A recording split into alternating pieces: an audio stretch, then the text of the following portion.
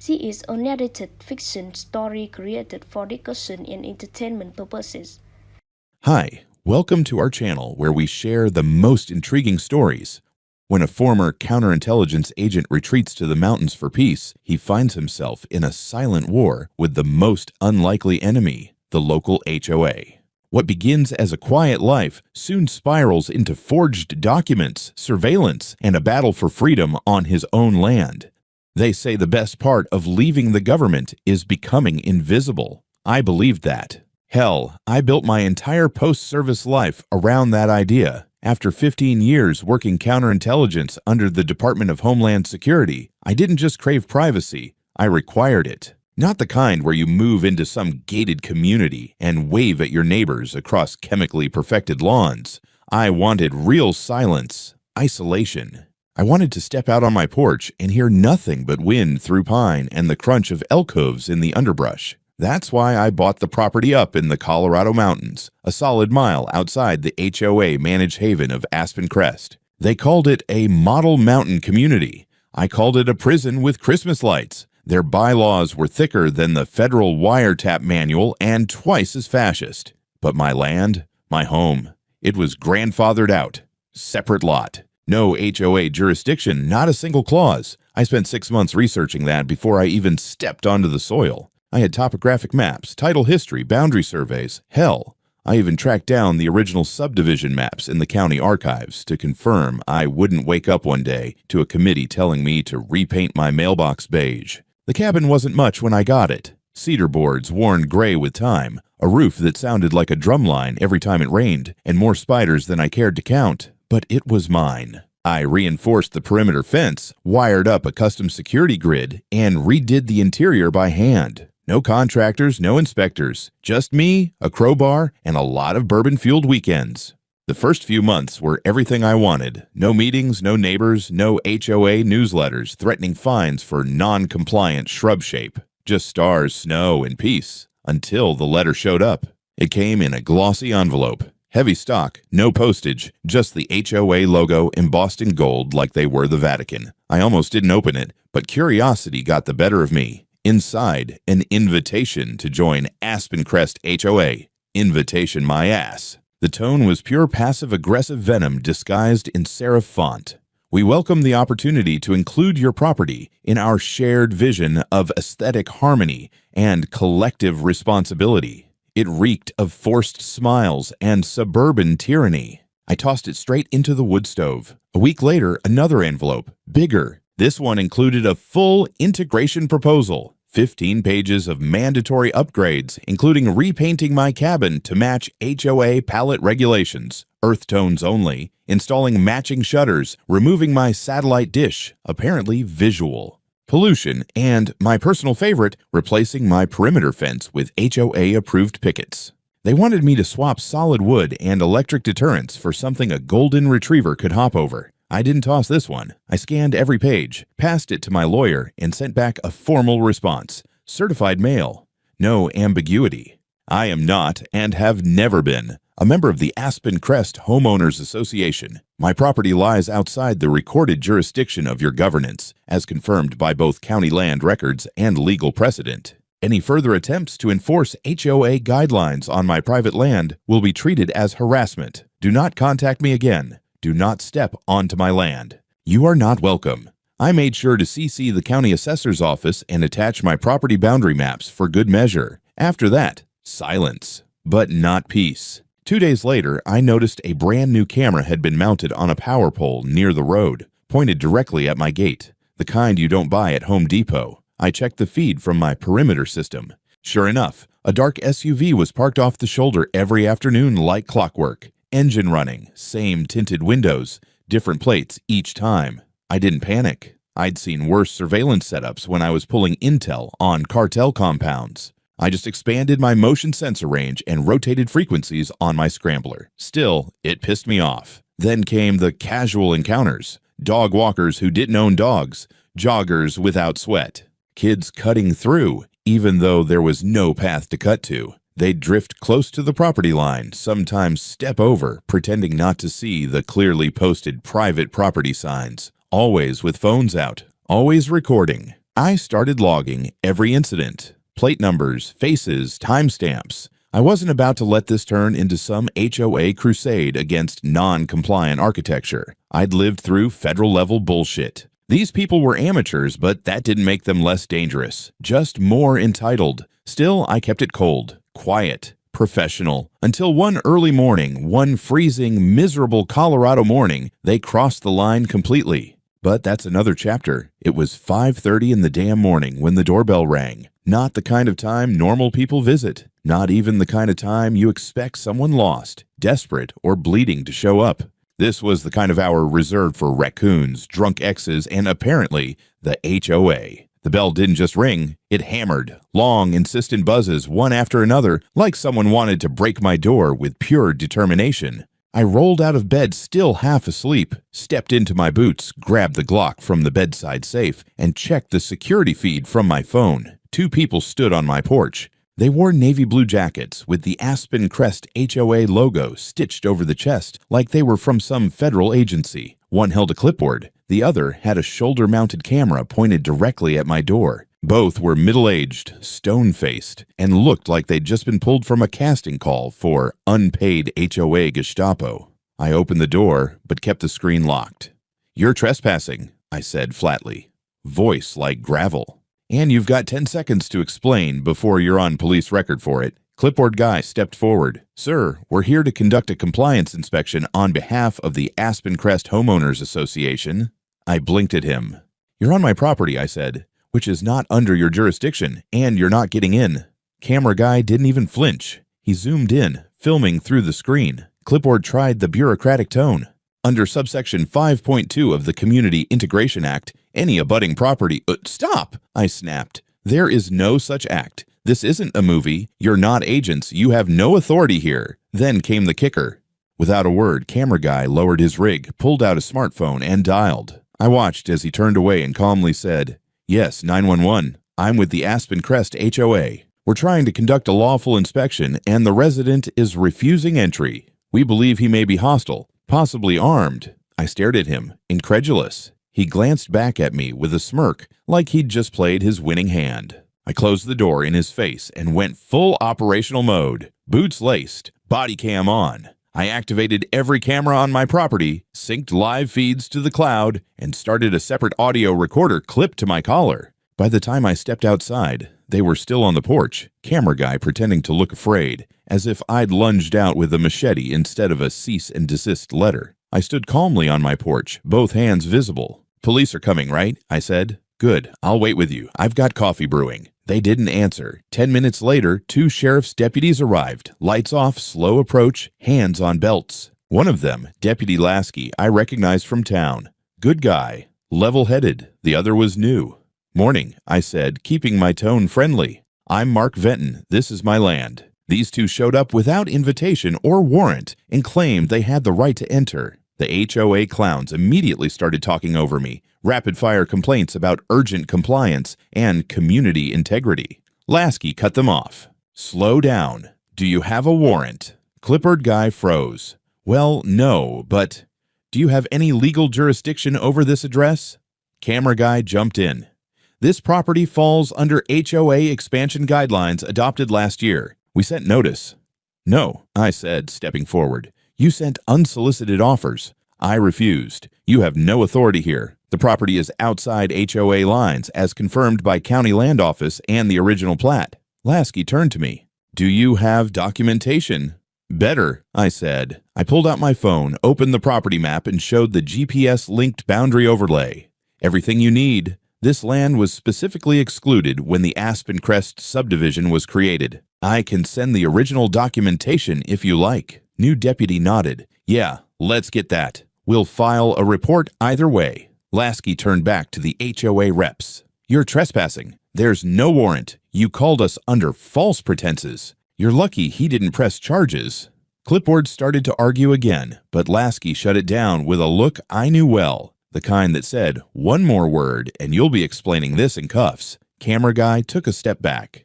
"We'll be filing a formal claim with the HOA legal team," he hissed. "You'll be hearing from us." I smiled coldly. "Tell Karen Drake I said hi." That made them pause. They turned and left without another word. Once they were gone, I invited the deputies in for a quick walk-around. I showed them the camera system, the footage, the mail from the HOA, and the recorded 911 call that falsely implied I was a threat. Lasky whistled low when he saw it. "This is going to bite them in the ass," he said. "I'm counting on it." The officers left shortly after, and I went back inside, the adrenaline starting to settle. I poured myself that coffee. It was lukewarm now, but I didn't care. I stood by the window, watching the sun burn the frost off the pine needles, and thought, they're getting bold, sloppy, desperate, which means they were hiding something. Time to start digging. I didn't sleep that night. Not really. I spent most of it at my desk with the lights off, watching the external feeds from the perimeter cams. I wasn't paranoid. I just knew exactly how people like Karen Drake operated. She didn't take no for an answer, and she sure as hell didn't take kindly to being made to look like an idiot on her own turf, especially not in front of cops. By the time the first light crept over the ridge, I had a plan. First step, pull every record I could get my hands on, and I knew exactly where to start. At 9 o'clock sharp, I called my lawyer, Dale. Old school guy. Ex-military, now specializing in property rights and real estate fraud. The exact type of bastard you want in your corner when you're dealing with bureaucratic sociopaths in cardigan sweaters. I laid out everything that happened the morning before. The false 911 call, the trespassing, the inspection. Dale didn't even blink. "I want a full title check and property history pulled from the county clerk's office," I told him. "And see if anything's been added to the land record recently." Anything. You think they doctored the documents? I think Karen's desperate, and desperate people forge things. Dale said he'd call back. He didn't take long. By 2 o'clock, he sent over a scanned copy of a new filing attached to my parcel record, logged just 5 days ago, and it was a goddamn bombshell. According to this brand new record, I had voluntarily joined the Aspen Crest Homeowners Association by signing a document titled Community Alignment Agreement. Problem was, I'd never seen that document in my life. I zoomed in on the signature at the bottom. Mine, supposedly. It wasn't even a good fake. The loops were off, the slant too clean, like someone had traced it from a check and cleaned it up with a stylus. Attached to the record were amendments that supposedly reclassified my lot as a border property under HOA visual compliance jurisdiction. Translation: they were trying to rope me in by inventing paperwork and sliding it into the official land register, hoping I'd never notice. I don't rattle easily, but that set my pulse hammering. I called Dale. "This is criminal." "Yep," he replied. "Forgery, false filing, and potentially wire fraud if they submitted it electronically." "We go loud?" "Oh, we go nuclear." That night, I filed a report with the sheriff's office, official complaint of document tampering and fraud. Dale drafted a motion for a temporary restraining order against any HOA personnel accessing my land or contacting me directly. Then I went into lockdown mode. Every gate sealed, cameras upgraded. I installed 2 new motion lights with long-range IR. I even put up a second sign on the gate post that read, "Private property, no HOA access. Trespassers will be prosecuted." I knew that wouldn't stop them, but it would give me legal ammo for when they inevitably tried again. Which, of course, they did. First, they chained my front gate shut with a padlock bearing the HOA seal, just bolted it on like they owned the place. Then someone, no doubt from the same HOA clown car, dumped a contractor bag full of garbage right in my driveway. Coffee cups, HOA newsletters, empty bottles of boxed wine, and a crumpled Aspen Crest yard sign. Subtle. I reviewed the footage. Masked figure, night entry, quick toss, coward's work. Then came the phone calls. Not to me, to the local zoning office, the fire marshal, even the state wildlife department. I know because I got the visit. A plain white pickup pulled up one afternoon, and out stepped a young guy in a windbreaker holding a clipboard. "You Mark Venton?" "Depends who's asking." He introduced himself as a field officer from the Department of Environmental Compliance. Said he was following up on a tip about suspicious activities involving firearms and potentially illegal animal enclosures. I actually laughed. "You think I'm running a dog-fighting ring in the middle of the forest?" He shrugged. "Just checking. Mind if I look around?" I didn't. I had nothing to hide. And the best part? I recorded the whole thing. He found nothing. No cages, no dogs, no underground bunkers. Just a very annoyed homeowner with a digital paper trail the size of a case file at Langley. After he left, I checked my cameras again. That same afternoon, An HOA board member, a guy named Dan, I'd seen him once at the town co-op, fake smile and teeth like tombstones, parked across from my property and spent 30 minutes pretending to take photos of pine cones with his iPad, while clearly aiming it at my windows. I didn't confront him, I just added it to the log. I was building a case, carefully, quietly, the way I used to back when my enemies didn't carry clipboards. They carried rifles. The difference now? This time, I was the one at home, and they were the intruders. The next move didn't come from a clipboard or bolt cutter. It came from the internet. I was in the middle of reviewing footage from the previous night. Someone had tried to pry open one of the camera boxes along my southern fence line when I got a text from Dale. Just a link, no message. That alone made my stomach knot. I tapped it. It led to a video on YouTube, posted the day before by a channel called Aspen Living Now. Their banner looked like it had been designed in PowerPoint by someone who owned way too many throw pillows. I hit play. The video opened with soft piano music and a slow drone shot over the community. There were shots of kids playing with bubbles, a golden retriever running through trimmed grass. Karen Drake appeared at the 30-second mark, standing in front of the HOA office in a red blazer and a smile like a shark wearing lipstick. Then the title card hit. Who is the man in the mountains? The threat behind Aspen Crest's fence line. I nearly choked on my coffee. What followed was 5 minutes of pure slander presented like a community expose. Karen narrated it herself, with that fake concerned tone PTA presidents use when explaining why your child is emotionally disruptive. They referred to me, not by name, but as a former government operative who had rejected community standards and was believed to be harboring weapons and unlicensed surveillance equipment. They showed satellite footage of my house, blurred but obvious, and cited anonymous resident concerns about bunker construction, militia affiliations, and even possible ties to sovereign citizen ideologies. It was so far off base, I would have laughed if it weren't so calculated. One part stood out. Karen on camera said, "All we want is harmony. But sometimes someone builds walls not just to keep others out, but to hide something inside." They were trying to turn me into a local boogeyman. The comments were a dumpster fire. Sounds dangerous.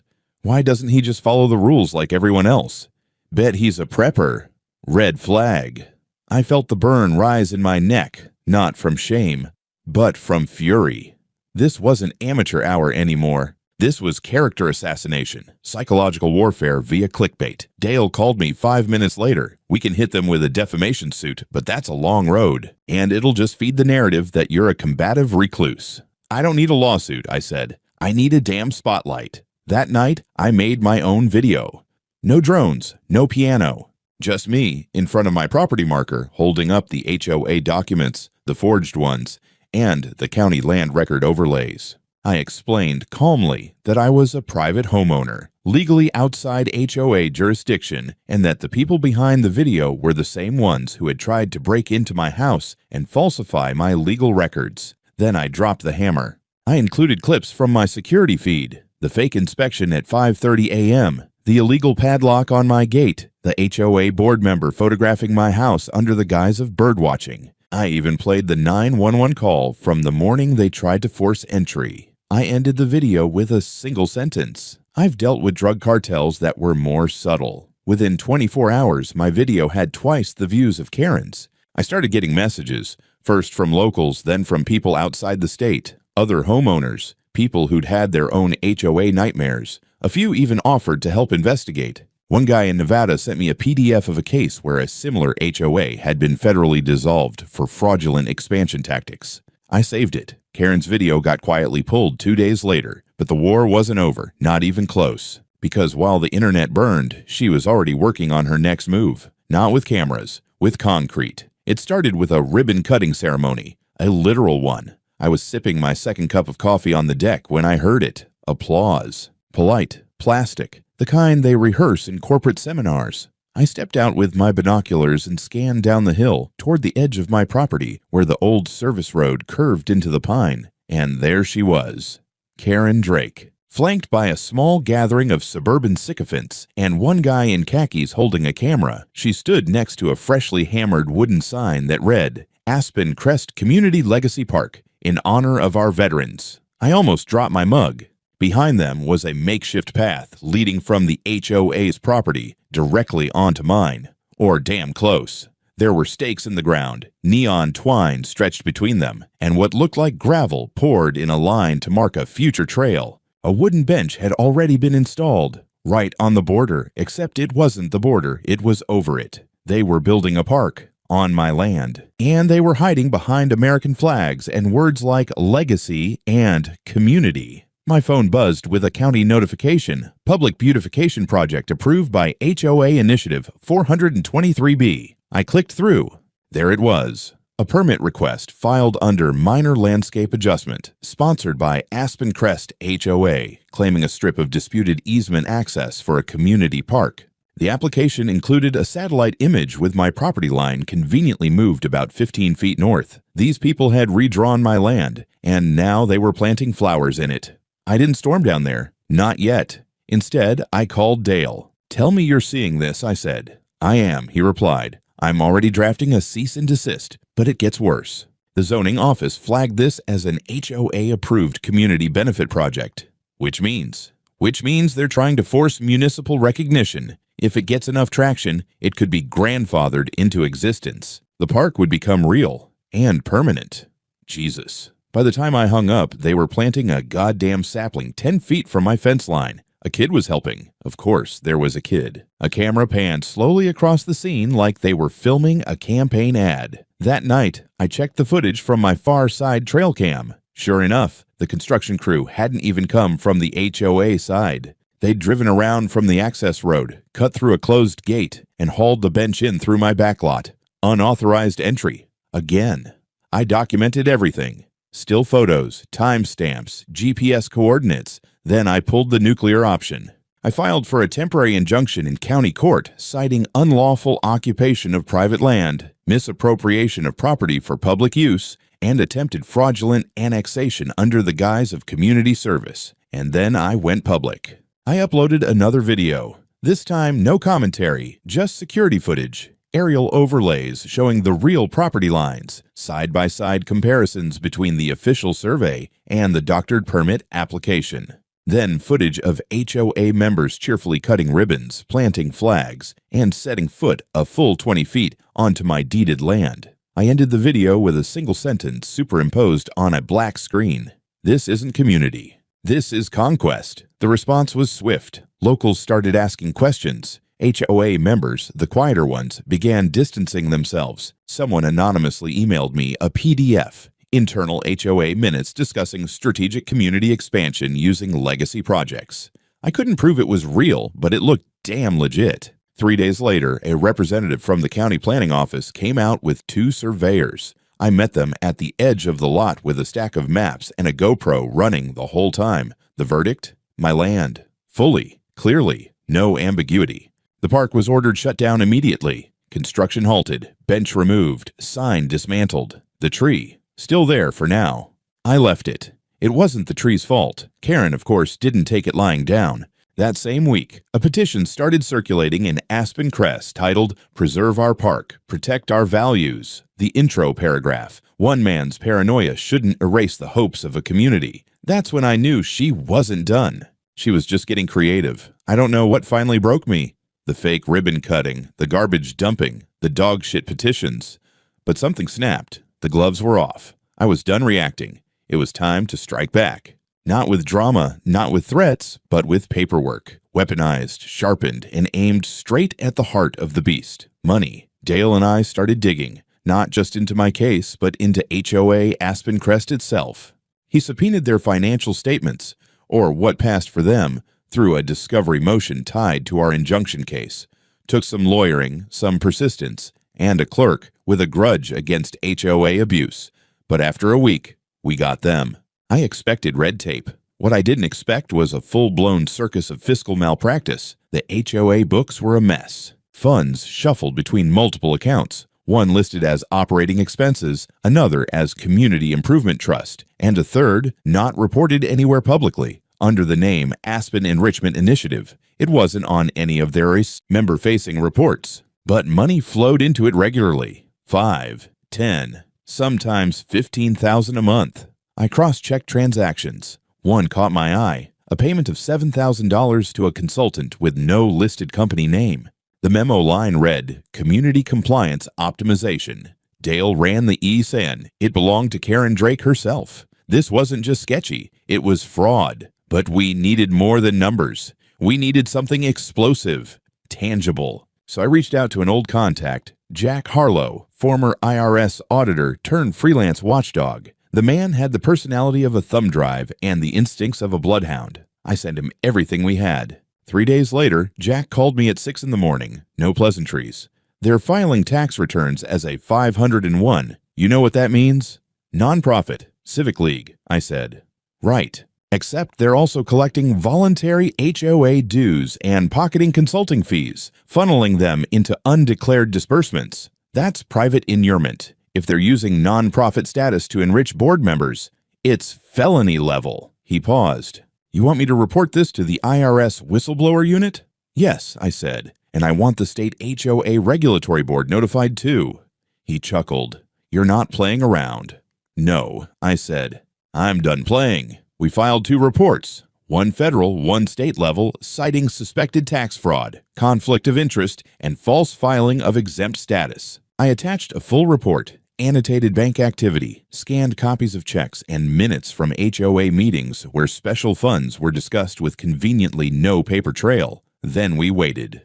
While the wheels of bureaucracy ground into motion, Karen struck again. She scheduled a community emergency town hall, conveniently held 2 days after I filed the complaints. The topic? Threats to community stability and misinformation campaigns. You know who the misinformation campaign was. I wasn't invited, of course, but someone slipped me a recording. Karen stood at the podium like a wartime mayor talking about digital attacks, defamatory content, and a single individual exploiting legal loopholes to endanger our way of life. She stopped just short of naming me, but the dog whistles were clear.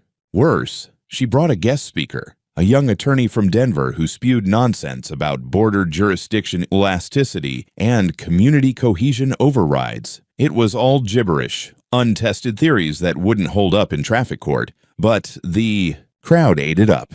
That's when I realized something chilling. Karen wasn't just a bully with a god complex. She was a true believer, and she was convincing others to believe too. But while she rallied the sheep, the hounds were closing in.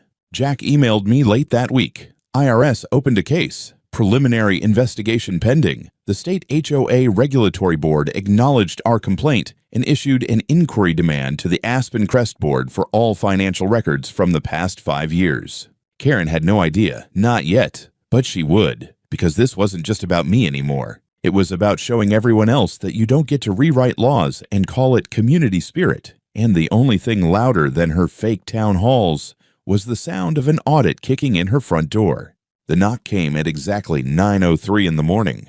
Not a soft one either. Sharp, controlled, practiced. I opened the door to find a sheriff's deputy and a man in a gray suit holding a clipboard the size of a phone book. Mr. Venton? The suit asked. I nodded. Sheriff's Office.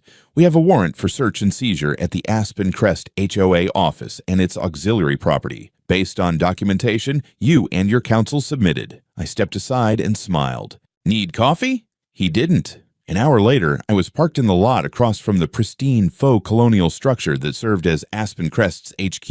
I watched from behind tinted windows as 2 unmarked SUVs pulled up, followed by a patrol unit and a white van with the logo of the Colorado Department of Regulatory Affairs. And then I watched Karen Drake walk outside, clearly unprepared for what was about to happen. She had that same red blazer on, the uniform of tyrants hiding behind rules. For a second, I thought she might bluff her way through it. She marched down the stairs, clipboard in hand, tried to intercept the lead agent like she still ran the show. Didn't even get 3 words in before they showed her the warrant. Her face didn't fall, it cracked. They didn't cuff her. Not yet. But they entered the building with purpose. 2 deputies guarded the doors. One rolled in a dolly. 20 minutes later, they rolled it back out, stacked with document boxes, labeled folders, external hard drives, a laptop.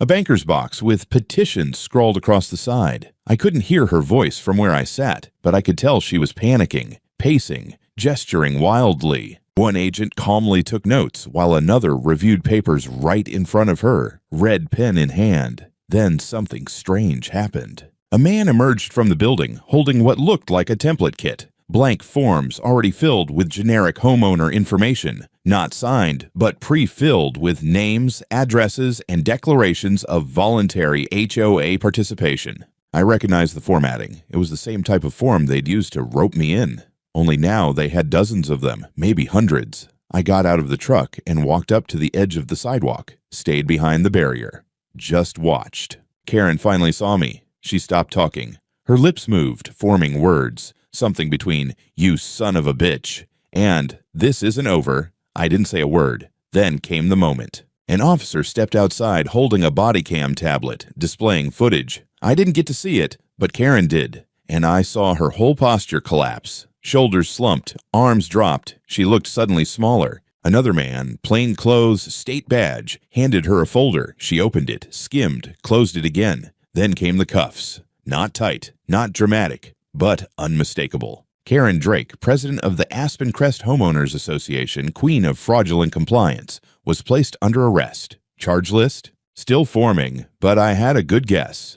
Falsifying public documents, mail fraud, tax evasion, unauthorized access, harassment, criminal conspiracy. A deputy turned to the press van that had pulled up. Someone had tipped off the local news and gave a quick official statement. Ongoing investigation into HOA misconduct. No further comments at this time. I drove home in silence, letting it settle in. Later that day, Dale called.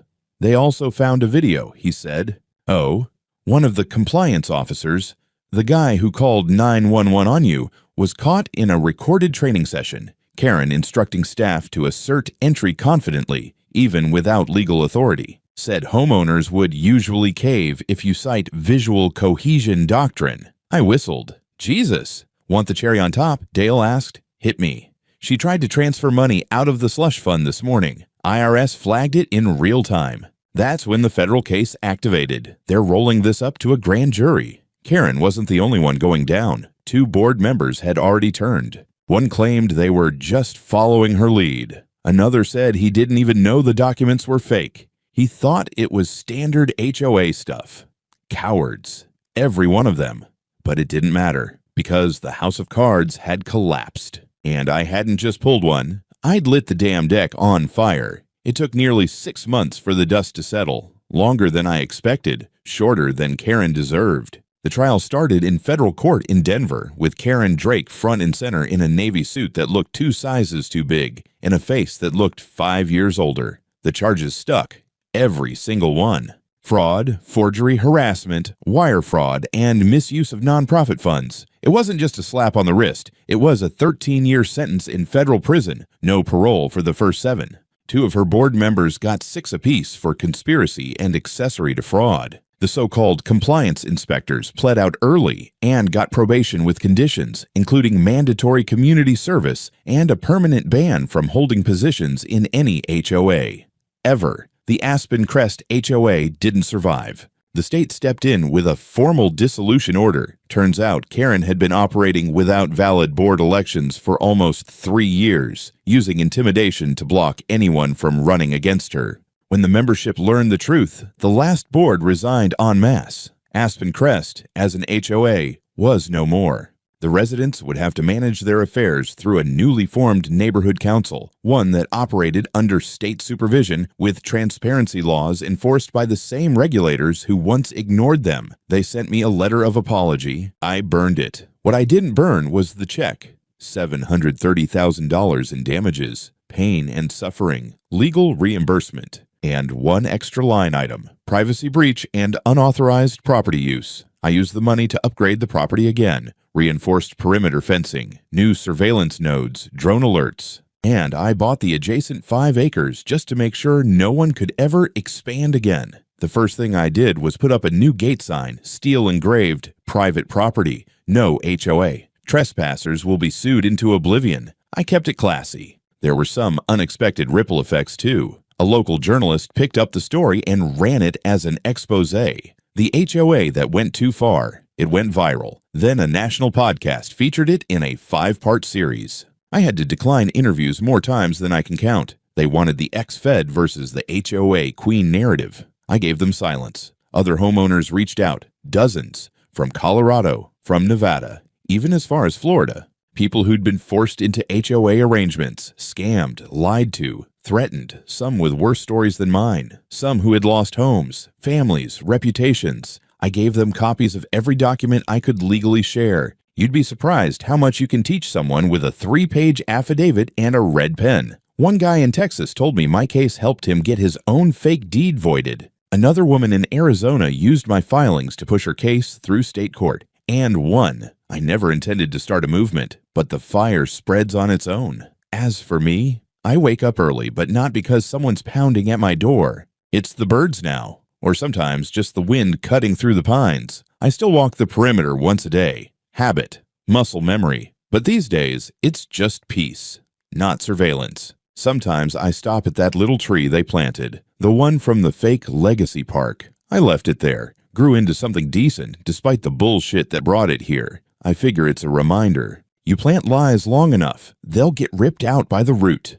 But sometimes, just sometimes, you plant a fight in the right soil, and the truth grows taller than they ever expected.